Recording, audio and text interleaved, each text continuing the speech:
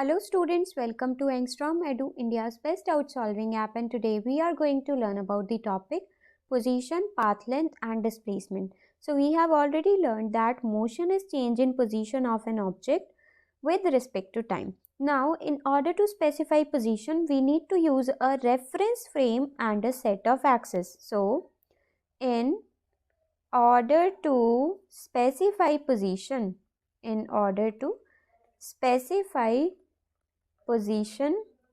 we need to use a reference point and a set of axes. We need to use a reference point and set of axes. Now it is convenient to choose a rectangular coordinate system consisting of three mutually perpendicular axes. So the point of intersection of these three axes is called the origin. So let us say this is our x-axis, this is y-axis and this is z-axis.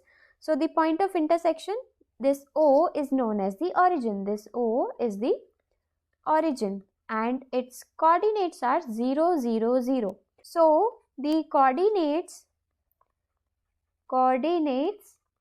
xyz of an object,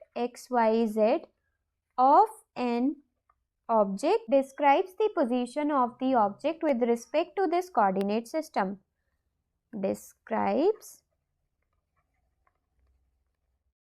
the position of an object with respect to this coordinate system. With respect to this coordinate system. Now if we talk about path length, then path length is the actual distance covered by the object. So actual distance covered by an object. And what is displacement? Displacement is the distance or the shortest possible distance between 2 points. So displacement is the shortest possible distance between 2 points. So this is all about the position, path length and displacement. Thank you for the session. Happy asking.